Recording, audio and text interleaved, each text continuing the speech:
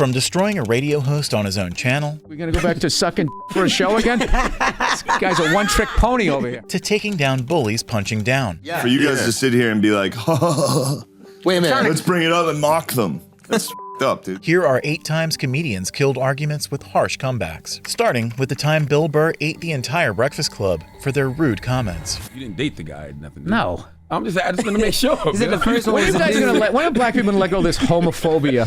You always got to check. Like, what are you doing for the with your story. manicured eyebrows? Like, I'm gonna sit here and act like you're all good over there. The roast fest began with Bill sharing how he hated working the same job in the past. I knew I didn't want a boss, and I also knew that I didn't want to go into the same building for more than a year, because a few times I had jobs for over a year, and there was just something so depressing, because you were working for somebody else's dream. And it was like a year earlier, I was standing right here. I have not moved anywhere. I'm another year older. When DJ Envy made an out-of-touch comment, though, Bill dethroned him on the spot. You got me depressed now. I've been here for 15 years. Yeah, but I wasn't sitting in a throne. Okay. I was unloading trucks. This guy's drinking from a chalice. Like, oh, I feel good about this. My scented candle. Later, Bill shared his love story that almost got derailed. I remember I just kept asking her out, and she just kept being a jerk. And right as I was, typical woman, right? The second I was like, you know what, the hell with her. The hell with her. Ended up running into her, and then all of a sudden, she was like really nice. And we were hanging out. Oh my God, and this guy was cock blocking me so bad that night. On such an epic level. But once again, DJ Envy dropped a meaningless response, and Bill buried him in his own throne. You don't blame him, obviously. No, it's because no. No. Why? What do you mean? I mean, because she's so beautiful that you understand why he would come. No, that's not why he was doing. Okay, I got it. No, you don't have all the information. Okay, give me the information. Is this guy's advocating cock blockers? It's like, how did you get that chair? Advocating that. Unfortunately for Bill, he would soon get a third interruption, but this time from a different victim. I've only met 2 people that had like a vibe like her in my life. And the first one was a dude. He was just so that wasn't happening. So Hold on, you gotta clear that up. I want to be clear about that. You didn't date the guy, nothing. no. I just want to make sure. Is it the first one? When are you guys gonna when are black people gonna let go of this homophobia? You always got to check. And with 3 strikes in, there was no stopping Bill's finisher rampage. Like, what are you doing for the with your story. manicured eyebrows? Like, I'm gonna sit here and act like you're all good over there. Like, you don't swing a leg over the fence every once in a while. Like, hey, wait a minute. Look, you got fucking sandals on and white socks. You look like you just came from a steam room. So I was fascinated with people that were just free. So that's what I meant. We're gonna go back to sucking for a show again? This guy's a one-trick pony over here. Just like the hosts broke the rules of decency with their rude comments, Bobby Lee broke the sacred rule of poker, and Bill eviscerated him for it. You got a pair of 4s. 3, 4, 5, 6. Wait, you know what I have? You just said it. Al, don't. Dad, I'm not betting. Advice from him. He said it already. I didn't say anything. No, he didn't. He said he's got a pair. You didn't know what I had. You cheating son of a. Oh! He was doing this, right? And I said, because he's got a 4 and a 6. Is that what you had? What do you mean? Is that what you had? You know what I had. You looked at my cards. You cheating dirty bastard. And now that Bobby's dirty play was exposed, Bill kept stacking roasts on him like chips. Unbelievable. You think you know a guy. You think you know a guy. You f***ing rat bastard. You son of a bitch. How dare you look at my cards? You cost me like $11. I can't believe you did that. And I'll never forgive you. The thing is, he openly showed him to everyone, but you did it and just tried to use it to your advantage. I don't like how he's doing the power move. I'm turning away from you. How dare you turn away from me? You're the one who did it to me. And if guilt-tripping him wasn't enough, Bill let Bobby know how much of his comic sense he was controlling. I've been supporting you, and I've been sitting here to the side of your profile, This is a good point. seeing that there's Yes. not one fucking mustache whisker that's as even as the other one. They're all different heights. He never trims it. That's natural. It's like he took that potato peeler to his mustache. And I haven't said a fucking word about it. I hope the woman in his life watches this. And while he's here right now, she's packing up and getting to a safe house. With the cheater label glued on, even Bobby's honest strats had Bill dunking on him. Lee is gone. He's gone. No, he's gonna play this one. All I have He's is doing three. the. You know what All he's I probably have is doing? 3 of a kind. He's doing the math on like what the percentages are of who could have a king or pair up against. Okay, me. stop. Okay, stop. No more Asian number. This is not Asian, that's how you bullshit play driving. poker. No more eye jokes. My small liquor store. You touch, you buy. No Nobody's browsing. doing your ass. I know, but you. But the real crime of the night came when Bobby tried to buy Bill's silence with an $11 bribe. If I give you this, will you start giving me shit about the fucking cheating? I'll give you this, and I'll give you You giving this. me dollars? Yeah. Shut the fuck up now about the cheating. Oh, well, now he's trying to go aggressive. You gonna try to guerrilla your way through this? Now keep your chips. You're a piece of shit. He's just trying to buy it out with like $11. Hey, now we'll just shut you up like he just pulled up in a Rolls Royce. And from that point on, Bill's straight flush mockery eliminated all of Bobby's high card defense. I already apologized. Stammering like the lion piece of shit you are. I know, but I already apologized. I understand that. Don't ever rob a bank with this guy. That would be him rolling over. Oh, yeah, he rolled. One question. Did you do it? Yes, it was yeah. Jay wanted to do it. Would I really rob a bank with sandals on? But when Dirty Hands won the pot, Bill flipped it into a lesson on life's harsh reality. So this goes like this. That goes here. The rest goes to the That's cheater. a life lesson right there, people. Guys like this always can win. And that cheating bastard Bobby Lee came out on top with $342. You son of a bitch. You tell me this is a fair world, and I'll show you Bobby Lee looking at my cards. While Bobby gambled away his entire dignity for $300, Jay Leno did it for free when he tried his luck roasting a veteran comedian. I would say that is probably the most heterosexual outfit I've ever seen. Yeah, this is right now. It just, you look like a man who tried to dress himself. It is. This is. Well, you look like a cop. Is it inside out? I do. You look like you're protecting the president. And Jay wasn't going to take the shots without some hairy retaliation of his own. You're the weirdest looking person on the planet Earth. Thank you. Thank you. That doesn't insult me at all. That's very kind. I don't mean that as a negative. No, not at all. It's just nobody. I can't describe It's just the fact that I have a full head of hair. That's what's telling you. Well, sure. I don't mean that in a bad way. But that's not the comeback that made our cut, because it was Louis' final response that shut down Jay for good. If you weren't famous and you robbed a bank and the dude was describing you to like a police sketch artist, he'd be like, no, seriously, what did he look like? Nobody looks like this. Nobody looks like you. Really? I can't believe I'm looking at you all the time I'm looking at you. While Jay was unsuccessful in defending himself, the same can't be said for Shane Gillis, who went 1v4 on the Flagrant podcast for their vicious mockery. Bro, Shane actually has been working out, dude. This is let's see it. Hold on. That's crazy. Oh my God. It's his suit. It's suit. Nah, you look great, dog. Congrats. I don't think that's funny.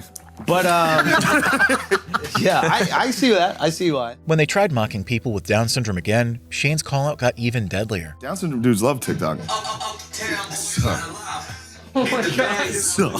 my guy's nice. By the way, that's wild. These guys are Really? awesome. Yeah. They're having fun. Yeah. For you guys to sit here and be like, wait a minute. let's bring it up and mock them. That's up, dude. And while they tried to justify their mockery as simple ball busting, Shane wasn't one to let it slide. By using them as an insult. Using? Yeah. We're using you. So you're insulting them by saying I look like them? Or you're insulting me by saying I look like them? This is you back in your victim thing. No, I'm not being a victim. I'm saying the jokes you're doing it's not like... It's not PC? That's not cool. While Andrew Schulz got destroyed here, he would soon get a chance at a comeback himself when a gay heckler interrupted his show. Did you just turn gay in the middle of your sentence? He's like, not if it's a 9-inch pistachio. Oh, you are gay. I was born October 11, 1988, inaugural coming out day. I'm the gayest gay. And Andrew wasn't going to let Captain Pride leave so easily. Oh, really? You must have came out the crying, bro. Like, get this off of me! I don't want nothing to do with this! Why couldn't you just C-section me, Ugh! That's disgusting! Who's that doctor? He's kind of cute. Hey, doctor! But just when Andrew thought he was running the class, the heckler let him know he was flunking queer curriculum. Are you a top or bottom? Or are you a versatile? There's no such thing as versatile. What do you think I am? He said there's no such thing as versatile. What does that mean, sir? I thought if you take it in the and you give it in the... Because there's bottom, and verse, and it's really only bottom. Countering the heckler, Andrew came up with his own gender logic. So if you give dick, you're not gay? I'll be honest with you. Let me be honest with you.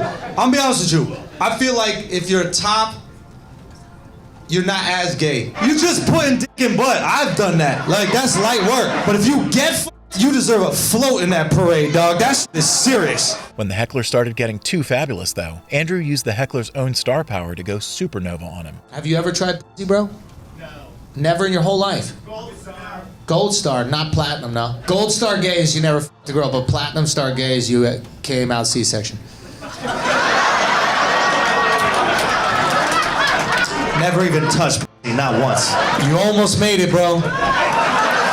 Except for your hard-working ass mom. But while the heckler was still friendly in his call-out, the same can't be said for Nikki Glazer, who tried taking shots at Andrew on the roast of Tom Brady, only to get clowned on. Andrew Schultz, you carny face b****. I hate your comedy more than Kevin hates high fives. Instead of slighting Nikki, however, Kevin popped on top of Andrew's roast train as well. All right, guys, listen. Your next roster just sold out Madison Square Garden. I want to exclamate that. My guy sold out Madison Square Garden, and it was a dream of his, and he made it happen. And that's pretty good for a guy who looks like he works at Olive Garden. Please show some love to Andrew Schultz. Let's go. But when Andrew finally came on, he dismantled Kevin's entire career in one go. Kevin's the hardest working man in Hollywood outside of the PR guy from Nickelodeon. Kevin Hart, or as he's known in the industry, The Rock's bottom. Kevin is best friends with The Rock. His dad was also best friends with The Rock. Without hesitating on Kevin's height or divorce, Andrew hit him exactly where it hurt. The only thing you can make fun of him is for being short, but listen, there's advantages to being short. Kevin is the only black guy you can still call 3/5 a person, which is awesome. Because that's what his wife took in the divorce, guys! Not forgetting about Nikki, he slid her a diet check and a body count check that she could never cash in. 3/5 is how much of Nikki's hand goes down her throat after a meal. A lot of people don't know this. Nikki has deep ties to the game of football. Not only is her face made out of pigskin, but every guy she dates bends her over and takes a hike, so she deserves to be here. Okay? Using the president's family itself as a setup, Andrew's final joke buried Nikki 6 feet deep. People talk about Nikki's appearance, but I think we all know what matters is what's on the inside. What's on the inside is what counts. Sure, on the outside, she looks like Tiffany Trump, but on the inside, she's barren. While Andrew shot back at both comedians on the roast of Tom Brady, Pete Davidson would go on to take down the entire cast on the roast of Rob Lowe, starting with David Spade. Pete's dad never got to see him on SNL because he passed away on 9/11. Pete's mom has never seen him on SNL because she blinks. David, thanks for taking time away from waiting for Sandler to write Grown Ups 3 to be here. David Spade's assistant once tried to kill him in his sleep, and the world was shocked to find out you could afford an assistant. And when Jewel tried her luck with her ancient jokes, Pete buried her back into a boomer's search history. Look at this little nugget, Pete Davidson. It's hard to recognize him when he's not on SNL or on an adventure with the man in the yellow hat. Jewel, I won't make fun of you yet, because I want to give everyone at home time to Google who you are. My mom really wanted me to get you to sign this. Next was Peyton Manning, who tried taking shots at Pete only to be punted off back to the NFL. I just met this guy, Pete Davidson, backstage before the show. A great guy. He asked to take a picture with me, and I didn't even realize he was one of the comedians. I told him, don't give up, kid. Whatever disease you have, you can beat it. Peyton looks like if football players evolved to no longer need helmets.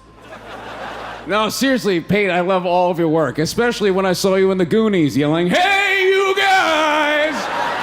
But Ann Coulter wrote her own obituary when she dissed not only Pete, but one of the USA's most beloved presidents. I once thought Pete Davidson was just like Obama, a biracial goofball who ruined a once beloved institution, but it turns out I was wrong.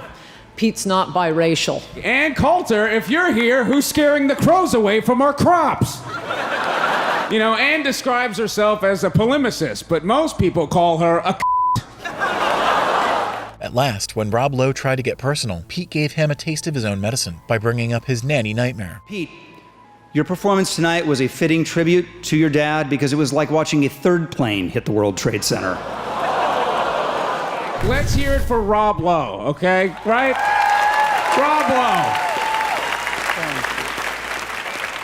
Or as gonorrhea doctors call him, patient zero. People call Rob Lowe a bad actor, but that's only because they never saw him tell his wife he didn't that nanny. While Pete aired the scandal to mock Rob's drunken chaos, Dave Chappelle shared a story mocking America's racist cops. Don't deal with them, man. I had to bail a friend of mine out of jail one time. You know, that was horrible. I was scared. I had to walk right into the belly of the beast. I tried to look as non-threatening as possible. Hi. Unfortunately, even Dave's whitest behavior wasn't enough to get him off the cop radar. I'm here to bail out my buddy. Oh, okay. Well, while you're here, you do fit a description. If you'll walk this way, we can process you. That'd always get us. And Dave soon sketched out the real culprits behind most black convictions. I could be bitter and blame all the police, but now I'll tell you who I blame. It's those sketch artists. They keep drawing the same brother over and over again. Straying off in his own hypothetical, Dave wondered how white cops hunt for black descriptions. I want to know what they say when it's us. You know what I mean? They'd be in that room like, did you get a look? Did you see the guy that tried to rob you? Yes. He's about 6 feet tall, I'd say. 6 feet tall? Yes. He had his hat on backwards, too. Good. While still kidding, Dave's jokes pointed out the reality of how one racist note can criminalize an entire community. He was black? Okay, big lips, big nose, hanging out. Say no more, sir. I'll draw him from memory. You know, let me get my stencil. I think we can trace this guy and save some time. Saving the most brutal mockery for last, Dave roasted the boilerplate descriptions racist cops used to get a warrant for any black man. They get on the radio, calling all cars. Be on the lookout for a black male between 4'7" and 6'8". Between 120 and 380 pounds. He's wearing Nikes. Get this man! Which just goes to show how comedians like Dave Chappelle can take down entire organizations with their harsh comebacks.